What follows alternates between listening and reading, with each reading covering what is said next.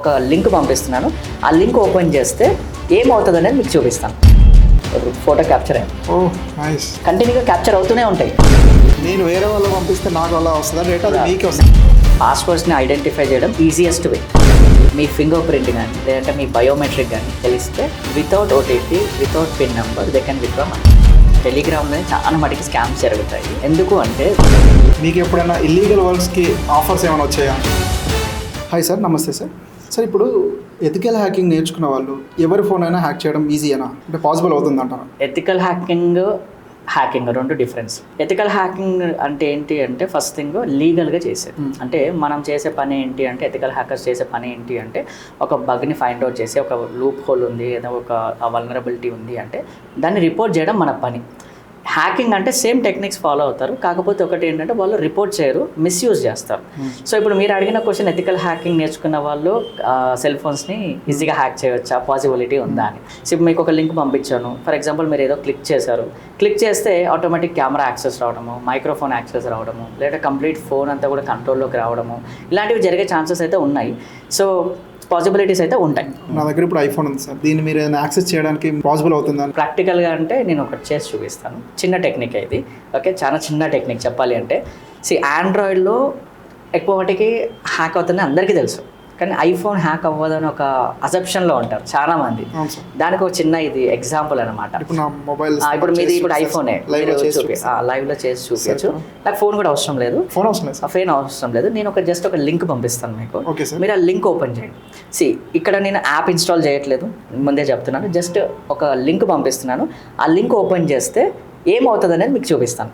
అది applicable for iPhone కూడా. Okay, so నేను ఒక లింక్ పంపిస్తాను మీకు సింపుల్గా. ఓకే సార్, వచ్చింది లింక్ వచ్చింది కదా, వచ్చింది. ఆ లింక్ ఒకసారి మీరు ఓపెన్ చేయండి. ఏం ఓపెన్ అవుతుంది? విజిట్ సైట్ అని వచ్చింది కదా, విజిట్ సైట్ కొట్టండి. మామూలుగా మీకు ఇలాంటి లింక్స్ చాలా వస్తాయి. అలో వన్ ఆప్షన్ వచ్చి ఉంటుంది. Okay sir, visit site click చేశాను. తర్వాత అలో వన్ ఆప్షన్ ఏమైనా వచ్చిందా? ఇక్కడ డైరెక్ట్ ఇది కెమెరా వచ్చేసింది. కెమెరా వచ్చేసింది, అవునా? సో ఇక్కడ మీకు కెమెరా వచ్చిన తర్వాత మీకు నాకు ఇక్కడ డీటెయిల్స్ కనిపిస్తున్నాయి. చూడండి, మీ డేటా ఏంటి, మీరు ఎక్కడి నుంచి ఓపెన్ చేశారు, మీది ఐఫోన్, ఓకే, ఐపీ అడ్రస్, మీ ఐపీ అడ్రస్ వచ్చింది, ఐఓఎస్ వచ్చింది, మీ వర్జన్ ఏంటి, ఏ వెబ్సైట్ నుంచి ఓపెన్ చేశారు, మీకు ఎంత ర్యామ్ ఉంది. ఓకే సార్, నేను యూజ్ చేసేది మొత్తం డేటా మీ దగ్గర వచ్చేసింది. అయితే ఇంకొకటి ఏంటి అంటే ఇందులో ఇది ఎందుకు చూపిస్తున్నాను అంటే చాలా మంది. సార్, ఇప్పుడు నాకు ఇంకొక డౌట్. ఇప్పుడు నాకు ఇది మీరు పంపించారు కదా, నేను వేరే వాళ్ళు పంపిస్తే నాకు అలా వస్తుందా డేటా? అది మీకే వస్తుంది. దిస్ ఇస్ వాట్, ఎందుకంటే సర్వర్ ఇక్కడ ఉంది, ఓకే, ఇక్కడ నుంచి లింక్ జనరేట్ అయింది. ఓకే, దీని ద్వారా ఫొటోస్ని కూడా క్యాప్చర్ చేయొచ్చు, సెల్ఫీ కెమెరాని క్యాప్చర్ చేయొచ్చు. సో ఓవరాల్ వాళ్ళ ఫోన్ యాక్సెస్ మొత్తం మీ దగ్గర వచ్చేస్తుంది. ఇంకా పర్టికులర్గా చెప్పాలంటే ఇప్పుడు నేను ఇదే చూపిస్తాను మీకు. ఇప్పుడు ఇందులోనే ఓపెన్ చేస్తున్నాను. ఓకే, ఎగ్జాంపుల్ ఇందులోనే ఇప్పుడు ఓపెన్ చేసి ఇప్పుడు మీకు ఇక్కడ గో కొడుతున్నాను. ఓకే, ఇందులో గో కొట్టగానే అక్కడ అడిగింది చూసారా అలో అని. సార్ అడిగిందా? చాలా మంది చేసే మిస్టేక్ ఏంటి అంటే ఇక్కడ అలో అని కొట్టేస్తాం మాక్సిమం. ఏదన్నా అంటే మనం చూడం ఏదో వస్తుంది కదా అని చెప్పి అలో కొట్టేస్తాం. ఇప్పుడు ఇక్కడ అలో అని కొట్టాను కదా, ఇక్కడ ఏమొచ్చింది నాకు? నార్మల్గా ఏమీ రాలేదు. నార్మల్గా ఒక ఏదో వైట్ స్క్రీనో లేదంటే ఒక వాల్ పేపరో ఏదో వచ్చింది, రైట్? బట్ కానీ ఇక్కడ నాకు ఏమవుతుంది అంటే ఇక్కడ ఫొటోస్ క్యాప్చర్ అవుతూ ఉంటాయి. ఇక్కడ మనకి పైన వస్తే ఇదిగోండి, ఇప్పుడు ఫోటో క్యాప్చర్ అయ్యింది. ఇప్పుడున్న ప్రజెంట్ ఫోటో అనేది మీ స్టూడియో లొకేషన్ ఇప్పుడు ప్రజెంట్ కంటిన్యూగా క్యాప్చర్ అవుతూనే ఉంటాయి. This is what happens. Photo మీ ఫోటోనే ఇప్పుడు ఇది, అవునా? మన స్టూడియో ఫోటోనే క్యాప్చర్ అవుతుంది. సో అంటే ఒక ఫోన్లో ఒక లింక్ క్లిక్ చేసిన which is applicable for iPhone, Android, రెండింటికి పాసిబిలిటీ ఉంది హ్యాక్ చేయడానికి. అది ఎవరి మిస్టేక్? ఆండ్రాయిడ్ మిస్టేక్ కాదు, ఐఫోన్ మిస్టేక్ కాదు, అది మీ మిస్టేక్. ఎందుకంటే మీరు క్లిక్ చేస్తున్నారు, మీరు అలో చేస్తున్నారు. చాలా మంది లింక్స్ క్లిక్ చేస్తే ఏమవుతుందిలే అనుకుంటారు. ఇప్పుడు మీరు ఇలాంటి లింక్స్ ఓపెన్ అయ్యాయి అనుకోండి, మీ కెమెరా వాడికి వెళ్ళిపోద్ది, వాడు మొత్తం మానిటర్ చేస్తూ ఉంటాడు. పాసిబిలిటీ ఉంది అట్ ఎనీ కాస్ట్, మనకు తెలియదు. So this is what happen. అందుకే ఇది ఒక అవేర్నెస్ కోసం చూపించా.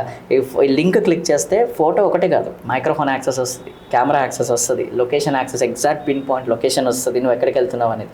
ఇలా చాలా వాటికి యాక్సెస్ తీసుకోవడానికి ఛాన్సెస్ ఉన్నాయి. సో ఐఫోన్లో యాప్ ఇన్స్టాల్ చేయలేము, కానీ లింక్ ఓపెన్ చేయొచ్చు. పాసిబిలిటీ ఉంది. ఒకటి ఆలోచించండి, ఏదైనా సరే మీకు ఏదో ఒకటి ఫ్రీగా వస్తుంది అంటే వాడికి ఏం లాభం లేకుండా ఎందుకు ఇస్తాడు? మీరు ఒక లింక్ క్లిక్ చేస్తే 10 లింక్స్ ఓపెన్ అవుతాయి. మీరు ఎప్పుడైనా గమనిస్తే 10 లింక్స్ ఓపెన్ అవుతాయి.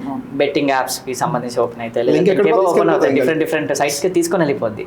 సో అంటే అందులో స్క్రిప్ట్ పెట్టి మన బ్రౌజర్లో ఉన్న పాస్వర్డ్స్ని క్యాప్చర్ చేయొచ్చు, అంటే మన కుకీస్ని క్యాప్చర్ చేయొచ్చు, ఏదైనా చేయొచ్చు, పాసిబిలిటీ ఉంది. మనకి మూవీ ఒకటే ఇంపార్టెంట్, కానీ దాని బ్యాక్గ్రౌండ్లో ఏం జరుగుతుందో చూడాలి చాలా మంది. సో ఒకటి ఏంటి అంటే హ్యాకింగ్కి గురయ్యే ఛాన్స్ అయితే చాలా మటుకు ఉంటుంది అందులో నుంచి. ఈ హ్యాకింగ్కి ఎక్కువ గురయ్యేది అంటే చదువుకున్న వాళ్ళ లేదంటే చదువుకున్న వాళ్ళ? ఇది ఒక మంచి క్వశ్చన్. చెప్పాలంటే ఇది అప్లికబుల్ ఫర్ ఎవ్రీవన్. హ్యాకింగ్ అనేది ఓన్లీ చదువుకొని వాళ్ళే దీంట్లో పడతారు ట్రాప్లో అని కాదు. ఇప్పుడున్న ప్రజెంట్ సిచ్యువేషన్లో చూస్తే చదువుకున్న వాళ్ళే ఇంకెక్కువ ఉన్నారు. ఎందుకంటే గ్రీడ్, అవుట్ ఆఫ్ గ్రీడ్ అనమాట, అంటే ఆశ ఎక్కువ. సో చదువుకున్న వాళ్ళకి ఏదో తక్కువ టైమింగ్లో ఎక్కువ మనీ వస్తుంది అని ఉంటుంది, ఈజీ మనీ అని ఉంటుంది కదా. సో దానికి ఈజీగా ట్రాప్ అవుతున్నారు. ఏం తెలియనివాడికి ఓకే నాకేం వద్దురా బాబు ఉన్నది చాలు అనుకుంటాం, కానీ మనీ ఉన్నోడికి కానీ లేదంటే టెక్నాలజీ తెలిసినోడికి ఎట్లా ఉంటుంది అంటే, సో నాకు టెక్నాలజీ తెలుసు నన్ను ఎవరు హ్యాక్ చేస్తారులే అని ఒక ధీమా ఉంటుంది కదా. అదే ఇంకెక్కువ అటాక్ చేయడానికి ఈజియెస్ట్ వే అవుతుంది వీళ్ళకి, హ్యాకర్స్కి చెప్పాలి అంటే. సో ఇద్దరూ అప్లికబులే, కాకపోతే మెయిన్గా ఇప్పుడున్న ప్రజెంట్ రేషియో ప్రకారం చూస్తే ఏంటి అంటే చదువుకున్న వాళ్ళు ఇంకెక్కువ ఫ్రాడ్కి అవుతున్నారు. హ్యాకర్స్ ముందుగా మన పాస్వర్డ్ని ఎలా తెలుసుకుంటారు వాళ్ళు? దీంట్లో మళ్ళీ 2 స్టెప్ వెరిఫికేషన్ ఇవన్నీ పెట్టుకోవడం కూడా చాలా మంది తెలిసిపోయింది. సో ఇవన్నీ పెట్టుకున్నా కూడా ఆయన ఇలా ఐడెంటిఫై చేస్తున్నారు అనేది. ఇక్కడ 2 వేస్ ఉన్నాయి. ఫస్ట్ థింగ్ పాస్వర్డ్స్ని ఐడెంటిఫై చేయడం ఈజియెస్ట్ వే చెప్పాలి అంటే. ఎందుకంటే నేను ఈజీగా మీ పర్సనల్ లైఫ్కి సంబంధించిన ఇన్ఫర్మేషన్ నేను ఏమైనా గ్యాదర్ చేయగలిగితే మీ పాస్వర్డ్ని ఈజీగా గెస్ చేయొచ్చు. ఫర్ ఎగ్జాంపుల్ మీ పేరు కార్తిక్, రైట్? కార్తిక్. సో నేను ఒకటి చెప్పాను, మీరు ఒక పాస్వర్డ్ పెట్టాలి, మినిమం ఒక 8 to 10 క్యారెక్టర్స్ ఉండాలి, దాంట్లో స్పెషల్ క్యారెక్టర్, న్యూమరికల్ నెంబరు, ఏమంటారు క్యాపిటల్ లెటర్స్, స్మాల్ లెటర్స్, ఇలాంటివి ఉండాలని చెప్తాను. ఫస్ట్ ఆల్మోస్ట్ నేను చూసినంత వరకు 80% పీపుల్ వాళ్ళు ఏం చేస్తారు అంటే వాళ్ళ నేమ్తో పాటు వాళ్ళ డేట్ ఆఫ్ బర్త్ పెట్టుకుంటారు. This is what happens actually.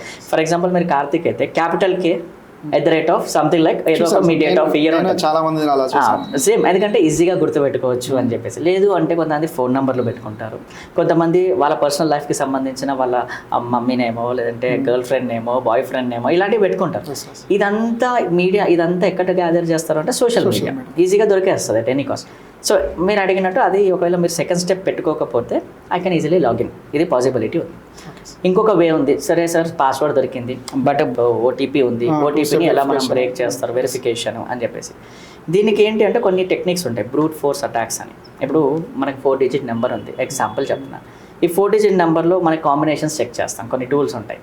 ఆ టూల్స్ 0001 నుంచి 999 అంటే 10,000 కాంబినేషన్స్ ట్రై అవుతుంది. ఒకవేళ అప్లికేషన్లో బగ్ ఉండి అది 5 attempts 6 attemptsకి బ్లాక్ చేయాలి యాక్చువల్గా. ఇన్ కేస్ అది చేయకపోతే ఈజీగా బ్రేక్ అయ్యే ఛాన్స్ ఉంటుంది, ఏదో ఒక నెంబర్ మ్యాచ్ అవుతుంది ఎనీ కాస్ట్. సో అలా చేయవచ్చు. సో వితిన్ ఫ్రాక్షన్ ఆఫ్ మినిట్స్లో బ్రేక్ చేసే ఛాన్సెస్ కూడా ఉన్నాయి. So that is the thing happens. లేదు అంటే ఇంకొక ఆప్షన్ ఏంటి అంటే ఫిషింగ్ అటాక్స్ అంటారు. ఫిషింగ్ అటాక్స్ అంటే మీరు విని ఉంటారు, లైక్ మెలీషియస్ లింక్స్ వస్తాయి, లింక్స్ క్లిక్ చేయకూడదు, క్లిక్ చేస్తే డేటా వెళ్తుంది, అంటే మీరు ఎంటర్ చేసిన డేటా అక్కడి నుంచి కూడా గ్యాదర్ చేసి. చాలా వరకు కొంతమందికి అవేర్నెస్ పెరిగింది, ఈ లింక్స్ క్లిక్ చేయకూడదని కొంతమందికి తెలిసింది, బట్ కొంత అవుతుంది, స్టిల్ ఇంకా ఉంది. ఈ ఎప్పుడైతే అవేర్నెస్ పెరిగిందో దానికి మళ్ళీ కొత్త కొత్త టెక్నిక్స్ తీసుకొస్తారు హ్యాకర్స్. ఎలా అంటే ఇప్పుడు లింక్స్ పంపించకుండా కేవైసీ పెండింగ్ ఉంది, అదే కొత్త కొత్త టెక్నిక్స్, ఎక్స్పైర్ అయిపోయింది అనేసి, లేదంటే వెంటనే కేవైసీ చేసుకోవాలి ఏదో ఒకటి ఇలా. అంటే మనకి లింక్స్ వస్తూ ఉంటాయి కదా, అందులో మనల్ని పానిక్ చేస్తారు. ఫస్ట్ థింగ్స్ ఇప్పుడు మీకు మిమ్మల్ని లింక్ క్లిక్ చేయమంటే క్లిక్ చేయరు అట్ ఎనీ కాస్ట్. కానీ మీకు ఒక బ్యాంక్ నుంచి మెసేజ్ వచ్చింది, లేదంటే ఒక గవర్నమెంట్ నుంచి మెసేజ్ వచ్చింది, ఇమీడియట్గా మీరు క్లిక్ చేయాలి, లేకపోతే మీకు ఇది ప్రాబ్లం అవుతుంది, లాస్ అవుతుంది అంటే. సో అలా చేసే ఛాన్సెస్ ఎక్కువ ఉన్నాయి. ఇంకోటి ఏమైపోయిందంటే QR కోడ్ స్కామ్స్ ఎక్కువ జరుగుతున్నాయి ఇప్పుడున్న ప్రజెంట్ సిచ్యువేషన్లో. QR కోడ్ని స్కాన్ చేస్తే ఆటోమేటిక్గా లింక్స్కి ఆటోమేటిక్ రీడైరెక్ట్ అవుతుంది, మీరు టైప్ చేయాల్సిన అవసరం లేదు, క్లిక్ చేయాల్సిన అవసరం లేదు. సో ఇలా కొత్త కొత్త టెక్నిక్స్ తీసుకొని వస్తూ ఉంటారు. చాలా వరకు డిజిటల్ పేమెంట్స్ ఎక్కువైపోయినాయి. అంటే యూపీఐ వచ్చిన దగ్గర నుంచి యూపీఐ పేమెంట్స్ ఎక్కడికి వెళ్ళినా, టీ తాగడానికి వెళ్ళినా కూడా, ఎక్కడికి వెళ్ళినా కూడా యూపీఐ పేమెంట్స్. ఈ యూపీఐ పిన్ తెలియకుండా డబ్బులు ఏమైనా తీసుకునే ఛాన్స్ ఉంటుందా? సో ఒకటి ఏంటంటే పాసిబిలిటీ ఉంది. అది ఎలా అంటే మీ బ్యాంక్ అకౌంట్ ఆధార్కి లింకప్ అయ్యి అది Aadhaar enable payment system enable అయ్యి ఉంటే మీ ఫింగర్ ప్రింట్ కానీ లేదంటే మీ బయోమెట్రిక్ కానీ తెలిస్తే without OTP without pin number they can withdraw money, possibility అయితే ఉంది. ఇది ఒక పాసిబిలిటీ అనమాట. ఇది యాక్చువల్గా తెచ్చింది ఎవరి కోసం అంటే లైక్ కొంచెం ఓల్డ్ ఏజ్ పీపుల్కి కావచ్చు, వాళ్ళకి ఫోన్పే గూగుల్ పేలు ఉండవు, అందులోంచి అమౌంట్ తీసుకోవాలి బ్యాంక్లో నుంచి అన్నప్పుడు ఆధార్ ఎనేబుల్డ్ పేమెంట్ సిస్టమ్ అనేది తీసుకొచ్చారు, AEPS అంటారు. ఇది బై డిఫాల్ట్గా ప్రతి ఒక్కరికి ఎనేబుల్ అయ్యి ఉంటుంది. మన బ్యాంక్ అకౌంట్తో లింక్ అయిపోయింది ఆధార్ అంటే కంపల్సరీ మన బయోమెట్రిక్స్తో తీయడానికి ఛాన్సెస్ ఉంటాయి. ఇప్పుడున్న ప్రజెంట్ సిచ్యువేషన్స్లో హ్యాకర్స్ ఎలా ఉన్నారంటే మన బయోమెట్రిక్స్ కూడా తీసుకుంటున్నారు, దాన్ని కూడా క్లోన్ చేయగలుగుతున్నారు. ఎలాంటివి అంటే మీరు మూవీస్లో చూస్తుంటారు కదా, ఫింగర్ ప్రింట్స్ తీయడం కానీ, సో అలాంటివి. అది చెప్పాలంటే రియల్ టైమే, అది చూపించింది కూడా రియల్ టైమే. సో ఎట్లా అంటే మీరు ఒక షాప్కి వెళ్ళి మీరు ఫింగర్ ప్రింట్ పెడతారు, ఇది సిమ్ కార్డ్ తీసుకోవడానికో లేకపోతే ఇంకేదో ఒక దగ్గర. మ్యాక్సిమం ఈ ఫింగర్ ప్రింట్స్ ఎక్కడి నుంచి కలెక్ట్ చేస్తున్నారు అంటే MRO ఆఫీస్ నుంచి కూడా బయటకు వచ్చే ఛాన్సెస్ కొన్ని ఉన్నాయి. ఎలాంటివి అంటే ఫర్ ఎగ్జాంపుల్ మీరు ఒక ల్యాండ్ రిజిస్ట్రేషన్ చేసుకుంటే అక్కడ మీకు ఫింగర్ ప్రింట్స్ వేస్తారు నార్మల్గా, రైట్? ఆ డాక్యుమెంట్స్ బయటకు వస్తున్నాయి. ఇప్పుడు ఆ డాక్యుమెంట్స్ జిరాక్స్ కాపీ ఉన్నా కూడా ఎవరికైనా షేర్ చేసినప్పుడు, ల్యాండ్ కొనాలన్నా అమ్మాలన్నా దాని జిరాక్స్ కాపీ షేర్ చేస్తారు. షేర్ చేసినప్పుడు అక్కడ ఉంటే ఫింగర్ ప్రింట్స్ ఉంటాయి కదా, దాన్ని హై రెజల్యూషన్ కెమెరాతో తీసుకొని దాంట్లో ఫింగర్ ప్రింట్స్ని కూడా మనం క్లోన్ చేసే ఛాన్సెస్ ఉన్నాయి. సో అవి కూడా కొన్ని కేసెస్ చూసాం. సో అందుకంటున్నాను కొంచెం జాగ్రత్తగా ఉండాలి. ఇప్పుడు టెలిగ్రామ్స్ చాలా మంది యూజ్ చేస్తున్నారు. సో టెలిగ్రామ్స్లో ఎక్కువ స్కామ్స్ అవుతుంటాయి అంటారు, అది ఎంతవరకు వాస్తవం? మీరు అన్నది అయితే కరెక్టే. టెలిగ్రామ్లోనే చాలా మటుకి స్కామ్స్ జరుగుతాయి. ఎందుకు అంటే దానికి ఉన్న రీజన్ ఏంటి అంటే ఫస్ట్ అనానిమిటీ. అంటే అందులో మన ఫోన్ నెంబర్ కనబడదు, ప్రైవసీలో పెట్టుకోవచ్చు, చాట్స్ అన్ని ఎండ్ టు ఎండ్ ఎన్క్రిప్షన్స్లో ఉంటాయి. ప్లస్ ఇంకోటి ఏంటి అంటే అక్కడ మన ఫోన్ నెంబర్ ప్లేస్లో యూజర్ నేమ్ ఉంటుంది. సో అదొక పాసిబిలిటీ ఉంది, అంటే దొరకకుండా ఉండడానికి. అదొకటి. అనానిమిటీ అంటే ఏంటి అంటే అది మన ఐడెంటిటీ అనేది చూపించదు బయటికి. అందుకే చాలా మంది హ్యాకర్స్ యూజ్ చేసేది టెలిగ్రామ్ ఛానలే. ఇంకోటి అందులో ఏంటి అంటే బాట్స్ అని క్రియేట్ చేసుకోవచ్చు, అంటే ఒక టెలిగ్రామ్ బాట్స్ అంటాం అనమాట. ఆ టెలిగ్రామ్ బాట్స్ కూడా క్రియేట్ చేసి ఇల్లీగల్ యాక్టివిటీస్కి కూడా యూజ్ చేస్తున్నారు చాలా మటుకి. సో ఒకటి ఏంటి అంటే వాట్సాప్ ఎలా అయితే ఒక సోషల్ మెసేజింగ్ ప్లాట్ఫామో, సో టెలిగ్రామ్ కూడా సోషల్ మెసేజింగ్ ప్లాట్ఫామే. కాకపోతే ఇందులో ఏంటి అంటే సో రిస్ట్రిక్షన్స్ అనేవి తక్కువ ఉన్నాయి. ఈ వాట్సాప్లో రిస్ట్రిక్షన్స్ ఎక్కువ ఉంటాయి, రైట్? ఏదైనా తీసుకోండి, ఫేస్బుక్ కానీ లేదంటే గూగుల్ చాట్స్ కానీ ఏదైనా తీసుకోండి, రిస్ట్రిక్షన్స్ ఉంటాయి. టెలిగ్రామ్లో అలాంటి రిస్ట్రిక్షన్స్ ఏమీ లేవు. ఈవెన్ మీరు అన్నట్టు పైరసీ మూవీస్ కావచ్చు, లేదంటే హ్యాకర్స్కి సంబంధించిన ఇన్ఫర్మేషన్ కావచ్చు, ఇల్లీగల్ సాఫ్ట్వేర్స్ కావచ్చు, APK ఫైల్స్ కావచ్చు, అన్నీ కూడా అప్లోడ్ అవుతాయి అందులో. అంటే అటాచ్ చేయొచ్చు, తక్కువ రేట్కి కూడా పర్చేస్ చేస్తుంటారు దాంట్లో, చాలా తక్కువ రేట్కి పర్చేస్ చేస్తారు. ఇంకోటి ఏంటి అంటే మీరు ఇప్పుడు ఇవే డేటా తీసుకెళ్ళి మీరు ఒక 1 GB డేటా ఉంది, అది మీరు వాట్సాప్లో అప్లోడ్ చేయండి, అప్లోడ్ అవ్వదు. దానికి ఒక రిస్ట్రిక్షన్ ఉంటుంది, ఇంతవరకే ఒక లిమిట్ అనేది ఉంటుంది. టెలిగ్రామ్లో ఆ లిమిట్ అనేది లేదు. సో అదొక పాసిబిలిటీ ఉంది. Anonymity and end to end encryption. And ఇంకోటి ఏంటంటే ఆ డేటా అనేది ప్రైవసీలో ఉంటుంది. సో బాట్స్ ఒకటి, చాట్ బాట్స్ ఒకటి. సో ఈ డేటా అంతా ఉండడం వల్ల చాలా మంది దీన్ని ఎక్కువ ప్రిఫర్ చేస్తారు. ఇంత సెక్యూర్ కానప్పుడు మరి దీన్ని ఎలా గవర్నమెంట్ పర్మిషన్స్ ఎలా ఇస్తున్నారు? దీన్ని ఇంకా ఎలా ఇండియాలో బ్యాన్ చేయకుండా? మరి బ్యాన్ చేయాలనుకుంటే చేయొచ్చు. కాకపోతే ఒకటి ఏంటంటే ఇప్పుడు వాళ్ళ రూల్స్ ప్రకారము ఒక సోషల్ మెసేజింగ్ ప్లాట్ఫామ్ అది, కానీ యూజ్ చేసే విధానం డిఫరెంట్గా ఉంది. ఇప్పుడైతే కొన్ని వచ్చాయి ఏంటి అంటే కొన్ని డిస్ట్రిక్ట్ అవుతున్నాయి, అంటే టెలిగ్రామ్లో కొన్ని సెట్ ఆఫ్ రూల్స్ని అప్డేట్ చేశారు. ఏంటి అంటే అది కూడా చెక్ చేస్తుంది, ఏదైనా ఇల్లీగల్ యాక్టివిటీస్కి సంబంధించి ఏమైనా గ్రూప్స్ కానీ చాట్ బాట్స్ కానీ ఇలాంటివి ఉంటే బ్లాక్ అవుతున్నాయి. అట్ ప్రజెంట్ రీసెంట్గా చెప్పాలంటే మనకి నీట్ ఎగ్జామ్ పేపర్ రిలీజ్ అయింది అని అది కూడా టెలిగ్రామ్ ఛానల్స్లోనే సర్క్యులేట్ అయింది చాలా మటుకు. నీట్ పేపర్ పెట్టినప్పుడు కూడా బ్యాన్ చేశారు 10 days 12 days బ్యాన్ చేశారు. ఆల్మోస్ట్ ఎగ్జామ్ అయిపోయేంత వరకు టెలిగ్రామ్ రాకుండా. గవర్నమెంట్ ప్రికాషన్స్ తీసుకుంటుంది. దాంతోపాటు ఆ కంపెనీ ఏదైతే టెలిగ్రామ్ కంపెనీ ఉందో వాళ్ళు కూడా మానిటర్ చేస్తున్నారు. కానీ ఎంత మానిటర్ చేసినా ఏదో ఒక వేలో యూజ్ చేసుకుంటున్నారు, అది మెయిన్ థింగ్. సో అందుకే ఎక్కువ మటుకు టెలిగ్రామ్ యూజ్ చేస్తారు. స్కామర్స్ అందరూ టెలిగ్రామే యూజ్ చేస్తారు. ఇప్పుడు వచ్చింది కదా సార్, ఇప్పుడు వల్ల హ్యాకర్ స్కామ్ ఇంకా ప్లస్ అయ్యే ఛాన్స్ ఉందా? అంటే పబ్లిక్ ఎక్కువ మంది AI టూల్స్ యూజ్ చేస్తున్నారు కదా. చాలా ఉంది. ఎందుకు అంటే మనము ఒక AIని ఎలా యూజ్ చేస్తున్నాము అంటే ఒక పర్సనల్ అసిస్టెంట్ లాగా యూజ్ చేసుకుంటాం. ఒక రకంగా చెప్పాలి అంటే కొన్ని ఫ్రీ టూల్స్ ఉన్నాయి కదా, ఫ్రీ యూజ్ చేసేస్తాం.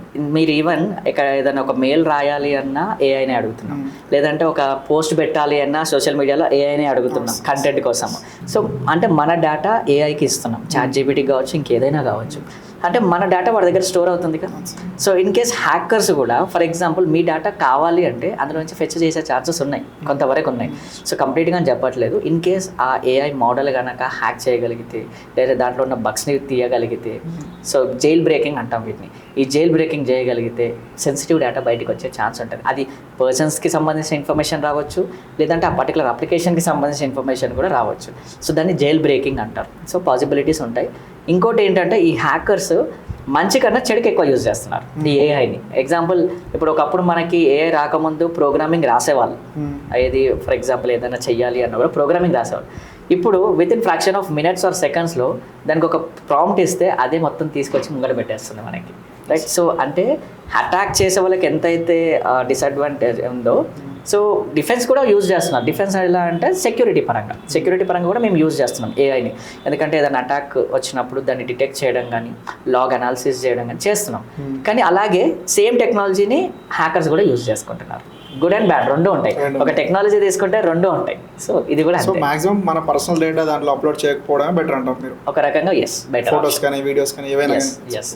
ఎందుకంటే ఒకసారి మనం ఫొటోస్ పెట్టాము అంటే అది వాడి డేటాబేస్లో ఉంటుంది. అది కనుక లీక్ అయితే లేదంటే ఎక్కడైనా పబ్లిష్ అయితే దాన్ని తీసుకొని ఏమైనా చేయొచ్చు, పాసిబిలిటీ ఉంది. ఇంకోటి ఏంటంటే మనం పర్సనల్ లైఫ్ మొత్తం దాంతో షేర్ చేసుకోకూడదు ఫస్ట్ థింగ్ చెప్పాలి అంటే. ఎగ్జాంపుల్ మీకు ఇంకో చిన్న ఎగ్జాంపుల్ చెప్తాను, ఒక కేసు గురించి చెప్తాను. అంటే ఒక పర్సన్ అలెక్సా, మీకు తెలిసే ఉంటుంది అలెక్సా. ఇప్పుడు మనం ఎలా డిపెండ్ అయిపోయినామంటే ప్రతిదానికి అలెక్సాని అడుగుతాం, రైట్? సో అలెక్సా ఇది కావాలి, అలెక్సా అది కావాలి, లేదంటే ఏదైనా కూడా పర్సనల్ విషయాలు కూడా షేర్ చేస్తాం దాంతో కొన్నిసార్లు. సో లేకపోతే ఆ పాస్వర్డ్స్ షేర్ చేసుకుంటారు. ఇలాగే ఒక పర్సన్ అలెక్సాతోని అంత డీటెయిల్స్ రెగ్యులర్గా షేర్ చేసుకోవడం వల్ల లాస్ట్ ఒక 6 months నుంచి డేటా అంతా కలెక్ట్ చేసింది. ఆ పర్టికులర్ నెట్వర్క్లోకి ఒక హ్యాకర్ వెళ్ళి ఆ అలెక్సాని కంట్రోల్ చేసి అందులో ఉన్న డేటాను కూడా బయటికి తీయొచ్చు. అప్పుడు అందులో ఉన్న సెన్సిటివ్ ఇన్ఫర్మేషన్ కూడా బయటకు వచ్చింది. లైక్ పర్సనల్ డేటా కూడా ఉంటుంది at any cost, right? So కొన్ని పాస్వర్డ్స్ ఉంటాయి. ఎందుకంటే అమెజాన్ లింకప్ అయ్యి ఉంది దానికి, జీమెయిల్ లింకప్ అయ్యి ఉంటుంది దానికి. అలెక్సాని మనం రీడ్ ద మెయిల్ అంటే అది మెయిల్ కూడా చదువుతుంది, రీడ్ ద ఎస్ఎంఎస్ అంటే ఎస్ఎంఎస్ కూడా చదువుతుంది ఎట్ ఎనీ కాస్ట్. సో అలాగే డేటా అంతా స్టోర్ అవుతుంది. ఆ డేటా స్టోర్ అయినప్పుడు ఒక హ్యాకర్ ఆ నెట్వర్క్లోకి ఎంటర్ అయ్యి అందులోంచి డేటా తీసే ఛాన్స్ అయితే ఉంది కదా. సో ఎంతవరకు యూజ్ చేయాలి మనం ఒక టెక్నాలజీని అనేది మనకు ఒక ఉండాలి లిమిట్ అనేది. అది లిమిట్ క్రాస్ అయితే పాసిబిలిటీ అయితే ఉంటుంది. మీరు ఒక ఎథికల్ హ్యాకర్గా మీకు ఎప్పుడైనా ఇల్లీగల్ వర్క్స్కి ఆఫర్స్ ఏమైనా వచ్చాయా అంటే ఇల్లీగల్ వర్క్స్ యూజ్ చేయడానికి మిమ్మల్ని? సో ఇది చాలా మంది నేను ఒక చెప్తాను ఏంటి అంటే, ఇప్పుడు నేను పాడ్కాస్ట్లు ఇస్తున్నాను లేదంటే ఇంటర్వ్యూస్ ఇస్తున్నాము, అవేర్నెస్ కోసం ఇస్తాము, కొన్ని డెమోస్ చూపిస్తాము నార్మల్గా అవేర్నెస్ కోసం, అంటే ఎలా హ్యాక్ అవుతాయి, మనం ఎలా సెక్యూర్ చేసుకోవాలని. ఇవి చూసి చాలామంది ఫోన్ చేస్తారు. ఎలాంటివంటే, సార్ నాకు ఏదో ప్రాబ్లం వచ్చింది, నా boyfriend mail ID hack చేయాలి, girlfriend mail ID hack చేయాలి, ఇలాంటివి వస్తాయి. కానీ అవి అన్నీ ఇల్లీగల్, ఎప్పుడు కూడా యాక్సెప్ట్ చేయకూడదు. సో ఫస్ట్ థింగ్ నేను అదే చెప్తాను, అవేర్నెస్ కోసం చూపించినవి ఇల్లీగల్గా యూజ్ చేయకూడదు. ఫస్ట్ థింగ్ ఇలా చాలామంది చేస్తూ ఉంటారు, కానీ ఏ ఒక్కటి కూడా యాక్సెప్ట్ చేయకూడదు. ఎందుకు అంటే ఫస్ట్ థింగ్ మనం ఎథికల్ హ్యాకర్స్ అన్నప్పుడు దానికంటూ ఒక వాల్యూ ఉంది. ఎథికల్ అంటేనే ట్రస్ట్ వర్తి ఫస్ట్ థింగ్. అంతేగాని ఈ టెక్నాలజీని నేర్చుకొని నేను ఇల్లీగల్గా చేస్తా అనేది కాదు ఫస్ట్ థింగ్. సో నేను చెప్పేది ఒకటి ఏంటి అంటే, మీరు మీ డేటాని సెక్యూర్ చేసుకోండి, కానీ పక్కన డేటాని నేను హ్యాక్ చేయాలి అనే ఇంటెన్షన్ వదిలేయండి ఫస్ట్ థింగ్. అది చేసుకుంటే మీరు ప్రశాంతంగా ఉంటారు, మేము కూడా ప్రశాంతంగా ఉంటాం. అంతే, సింపుల్ థింగ్.